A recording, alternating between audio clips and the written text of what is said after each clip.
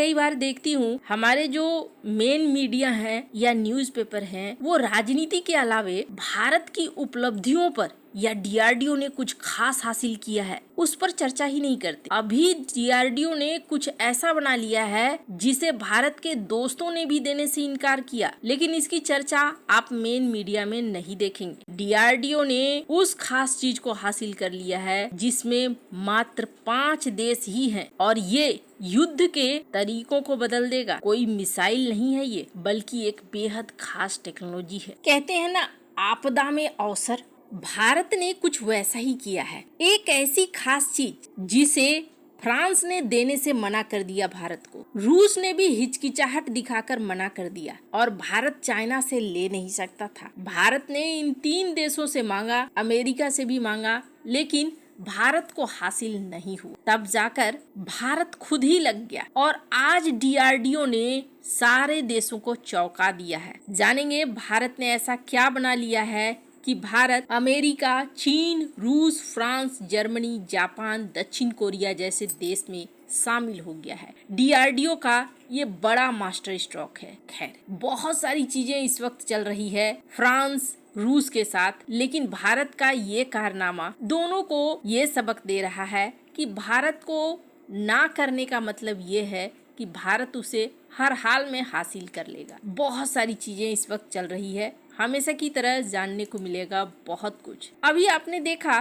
कि भारत और रूस के बीच में एक एग्रीमेंट साइन हुआ है प्लेन बनाने का, सिविलियन प्लेन बनाने का, और एचएएल और रूस ने इसे साइन किया है। इसके बाद ये भी कहा जा रहा है कि रूस चाहता है कि Sukhoi 57E fighter jet Bharat में ही बने और उनकी तरफ से दावा किया गया है कि बहुत ही एडवांस लेवल पर बातचीत है और इस एडवांस लेवल पर बातचीत अगर कंप्लीट हो जाती है तो फिर रूस का फाइटर जेट भारत में ही बनेगा। वैसे तो ये अच्छी बात है। रूस और फ्रांस के साथ भारत के डिफेंस के कई एग्रीमेंट हैं और दोनों ही देश बहुत अच्छे दोस्त देश भी हैं। लेकिन होता क्या है ना कि जब आप व्यापार में आते हो तो दोस्त और दुश्मन नहीं देखा जाता है, देखा ये जाता है कि आप गेम में कब तक बने रहोगे। और यही वजह होती है कि कई बार दोस्त भी आपकी बात मानते नहीं हैं। भारत के सामने इस तरीके के एग्जाम्पल कई बार आए, जैसे कि 1974 जब भारत ने स्माइलिंग बुद्धा परीक्षण किया,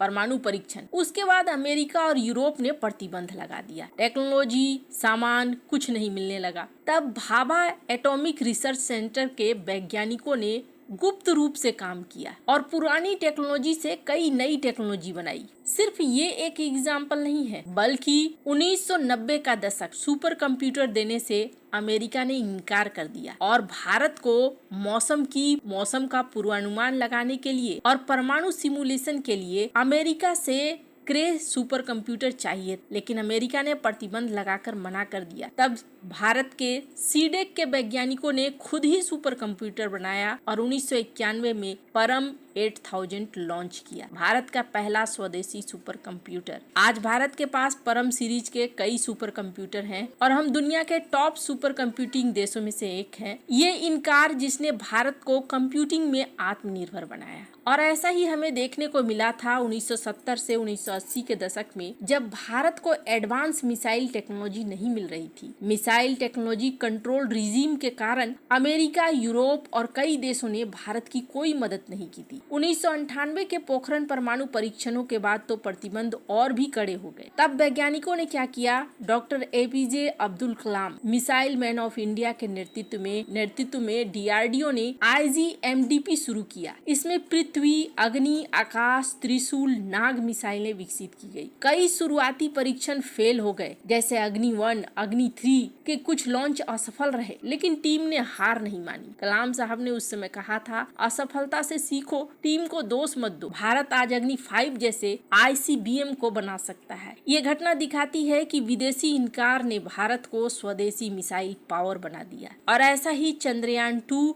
चंद्रयान 3 में भी देखने को मिला। चंद्रयान 2 की असफलता ने चंद्रयान 3 की सफलता को कायम रखा। अब ये जो पुरानी कहानियां हैं, इन पुरानी कहानियों का आज से क्या तुलना है। भारत ने फ्रांस से जब राफेल खरीदा था तो भारत ने कहा था कि आप मुझे गैन सेमीकंडक्टर टेक्नोलॉजी को दे दो। क्या है ये? Gallium nitrate semiconductor technology. लेकिन फ्रांस ने कहा कि नहीं, ये बहुत ज्यादा खास है, हम इसे आपको नहीं दे सकते हैं और ये काफी गोपनीय भी है, इसलिए भी हम नहीं दे सकते हैं। राफेल का सौदा अरबों डॉलर का था, लेकिन फ्रांस ने ना कह दिया। रूस ने भी इस टेक्नोलॉजी को साझा करने में हिचकिचाहट दिखा दी और भारत चाइना से तो इसे खरीद नहीं सकता था, खुद के सुरक्षा के कारण थे। चाइना देने के बदले में कुछ और ही चीजें हासिल कर लेता भारत से, और तब डीआरडीओ ने एक बड़ा कठिन रास्ता चुना। अब सवाल ये उठता है कि क्या ये टेक्नोलॉजी इतनी खास है? ऐसा क्या है इस टेक्नोलॉजी में? इसे ऐसे समझिए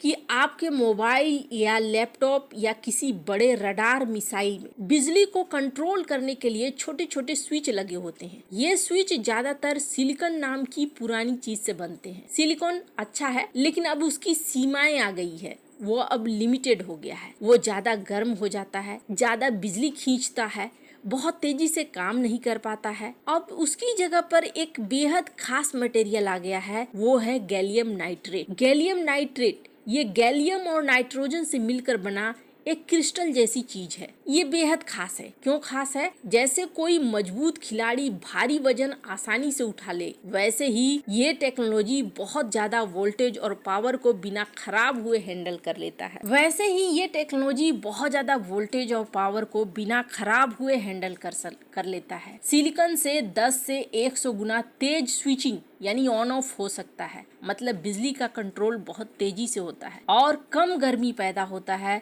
इसलिए बिजली को भी नुकसान कम होता है और आसपास के मटेरियल्स का भी। ये बहुत छोटे साइज के स्विच बना सकता है। आजकल आप देखेंगे बहुत फास्ट चार्जर में क्या लिखा होता है, गैन। ये पुराने चार्जर से छोटा, हल्का और तेज चार्ज करता है, क्योंकि कम गर्मी बनती है और ज्यादा एफिशिएंट होता है। फोन 30 से 40 मिनट में फुल चार्ज हो जाता है। अगर डिफेंस के सेक्टर में कहें तो रडार, जैसे आयसा रडार, मिसाइलों के सीकर, इलेक्ट्रॉनिक वॉरफेयर सिस्टम, ये रडार दुश्मन को बहुत दूर से देख लेता है, बहुत तेजी से सिग्नल भेज पकड़ सकता है और ज्यादा शक्तिशाली होता है। 5G, इलेक्ट्रिक कार, सैटेलाइट, यहाँ पर भी गैन की जरूरत पड़ती है, क्योंकि तेज और पावरफुल सिग्नल चाहिए। यानी कुल मिलाकर ये एक सुपर सामग्री है जो इलेक्ट्रॉनिक्स को छोटा, तेज, ठंडा और ज्यादा ताकतवर बना देती है। भारत ने अब इसे खुद बनाना सीख लिया है और अब हम विदेशों पर निर्भर नहीं हैं। ये अपने आप में एक बहुत बड़ी बात है। वैसे आपको क्या लगता है? इन सब मामले में आपकी क्या राय है? कमेंट कर जरूर बताएं। जल्द मिलते हैं अगले वीडियो में नई खबर के साथ।